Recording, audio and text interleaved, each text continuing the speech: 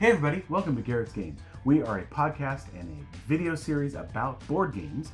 Long-running podcast, fairly recent addition with this video series, and where we talk about board games, talk about ones that you should think about getting, ones that you can avoid because we played them instead, and having a good time playing board games. My name is Doug. My name's Shelley. And we are going to be talking about Bower. This is a two-player only game by Pierpaolo Paoletti from Cranio Creations. It says on the box 8 plus 25 minutes. We are going to be working and competing to build the best nest on either side of a board to try to make sure that we have the coolest little baubles and the awesomest feathers and all of those things. So let's talk a little bit about Bower. But before we do, remember, subscribe, give us a thumbs up, and down in the show notes, check out the extensive list of games that no longer fit on our shelves, but belong on your table, and you can help support the podcast. All right, on to Bower. Okay, so in Bower, we have this little board that sits up nice 3D that sits between the players, all right? And you'll see that there are little holes here along the side, nice thick cardboard, by the way, into which we are going to put 6 of these 8 eggs that are our scoring eggs. Now, these eggs have a feather or a flower in 3 different colors. Yeah, so there's another feather. Red, so you have to look at them kind of closely to see the difference because they are similar looking. Red, purple, or white, or or yellow. Okay. Right, yeah. Now, red, purple, and yellow are color specific. Mm-hmm. White is wild. Right. So these are things that we're going to draw. We're going to mix these up, and each side is going to get 3 of them. And so if this were between us, these 2 are out, I would be picking one up and I place it then in my little holes here, and only I can see what's on my side and Shell can see what's on her side. At the end of the game, we're going to be scoring this, and whoever has the most, so I'm gonna block these. But so these are mine, okay? So whoever has the most in these 3 things in that particular row is going to win that particular thing. Now, scoring is low, okay? Right. And as Shelley has over here, eggs, right? We are going to be building a 1, 2, 3, 4, 5, 6 by 4 grid over here, all right? So 24 squares over 12 turns. We each are going to get a tile, okay? And at the start of our turn, we are going to draft one of the 3 face-up tiles, and then we get to place either the one we already had or the one we draft into our area. And we can, of course, place them in any way we want as long as it doesn't go past the 7 by 4. The 6 by 4. Oh, 1, 2, 3, 4, 5. Okay, 6 by 4. So I could place here, this direction, or I could place this direction. Right. One of the key things, and it specifically says in the rules that you want to be attentive to, is you never want to place so that you leave an empty square, because you're never going to be able to fill in that empty square. It can't go past the board. And it can't go past the board or overlap, of course. Right. The tiles you'll see have not only the scoring flowers and feathers on them, they also have these little blue gems, and they also have different colored backgrounds too, exactly, like with the nesting material, right? Yes. So you can see that there are little white pebbles, green moss, and then straw in the background, okay? As soon as you get a column of 3 gems, or can I get it with any of these things? No. If I had in a particular group, here we go. This, and so it doesn't have to be a column, but it's in the same background. So here in the white pebbles, right, I have 3 of those gems. I then get to draw bonus tiles. I get to draw 3 bonus tiles and look at them. And then I get to choose one, but I have to show my opponent what I have taken. For sure. And there are 3 different types. I'm trying to find the 3 different types of bonus tiles that are in the game. Yeah. There we go. There we are. There's one. Okay. So it could be that at the end of the game, whoever, not just me because I own it, but whoever has the most of the orange flowers and feathers in there is going to score an extra point. Which means just an extra egg, right? Exactly.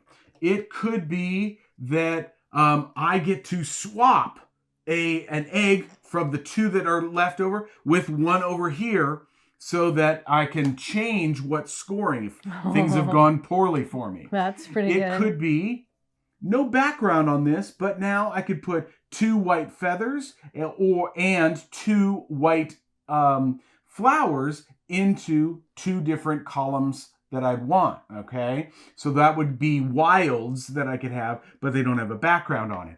Or it could be related to these 5 little tokens that are here. So for example, it could be I get to block one of either mine or Shelley's items that are placed out in a column already. And then one of the ways that scoring happens, there's 2 different ways. We look at the columns.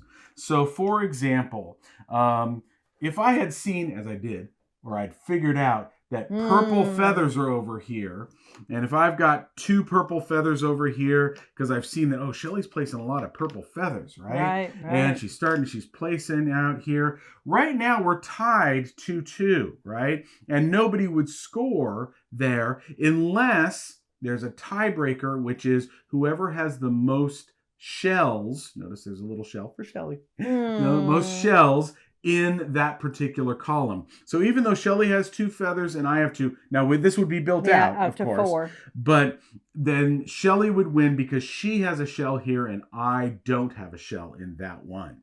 All right. If, however, I had that particular, where is it there? Now I have 4 feathers in that, and I would win this, even though she's the one with that thing. So not tipping your hand is a very important part of this game. Yes, exactly. Right. Each of the columns is going to score 1 point. 1 egg. That's it. Right. So for each of these eggs, whoever has the most in this color will get 1 egg. Right.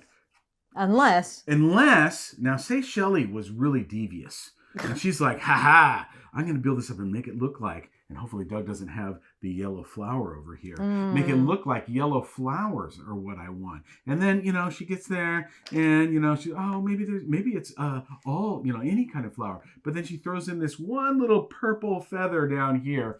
And if I'd been like, I've got to get yellow flowers over there. I've got to figure it out. And I'm going to see if I can get up with the yellow flowers. And I never place, it looks like maybe it is any kind of flower, so I'll just do this.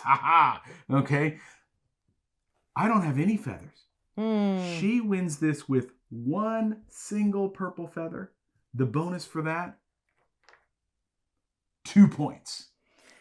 And these scores are really tight. Yes. But that is a very important way that you could get an extra egg. Exactly. Along with, of course, scoring these bonus tiles. So being able to get those bonus tiles are key. So you'll notice that you've got 1, 2, 3, 4, 5, 6 points available with this, with the possibility of having 2 points from something if you pull a nice little deception like Shelley does there, along with 3 other points for who has the largest contiguous orthogonally adjacent area of each color. So if the background, exactly. the nesting. So right now, for example, I have 3 in moss here versus Shelley's 2 in green moss. I would get a point because I would be winning in moss at this point. Whereas Shelley, we're tied. Nope, Shelley has a couple in the pebbles, so she would get that. And we're tied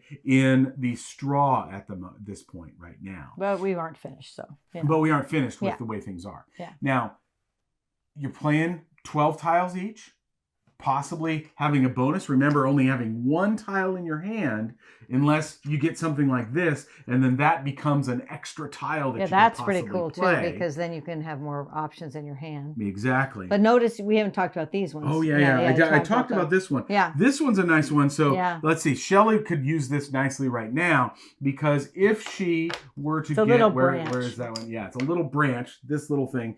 This joins two separated backgrounds. So for example, if she placed it here, it would join these two pieces of straw with this piece of straw, and now my 2 to her 3, and she would win in straw with that. Or perhaps if I got these shells, then I want to make something more powerful so I can break a tie. Tie breaking, exactly. So I might, if I think have competed with Doug on the one I can't see or something like that, I could put it on, my thing to make it so that I could win the ties. Exactly. So that's also powerful. Or maybe you want to just have an extra flower. Or an extra feather. Right. So those are all really great too. All of these bonus tiles are really key. And so you do want to make sure that you are attentive to trying to get either a column of that has 3 of the gems in, or a background that is contiguous that has 3 of the gems in as well.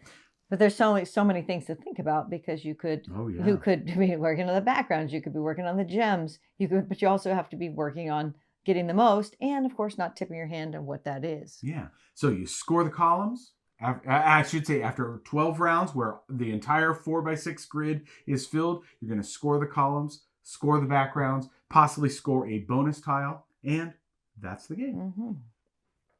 So what did you think of this one, Honey Bunch? I love it. I love area majority games. This has area majority all over it. In terms of trying to get the backgrounds. Yeah. That's area majority. Definitely. I never seem to do very well on that. I will say that you've won this game more than I have. I don't think so. Okay.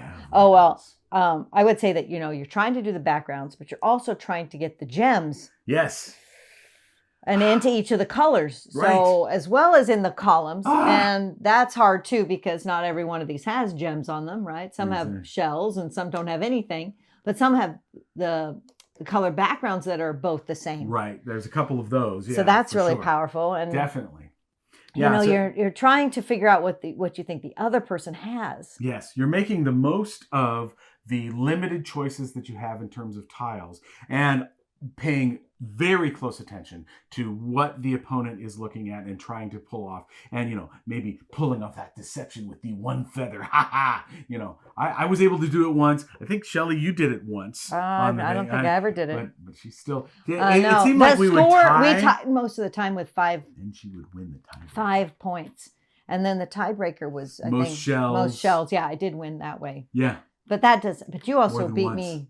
You also beat me by a lot of points once too. One time I dominated. Because he totally did this tube thing where I was like, I don't know what he has over there. And you may be lucky enough to get the bonuser where you get to look at one of the eggs on their opponent's side. Yeah, exactly. There's one that allows you to do that. Allows you to look at the eggs, or look at the ones that aren't left in. Over. Yeah, exactly. And that gives you some information, but I think for the most part you kind of know early on what the person's trying to get. Think so. Because you only have 4.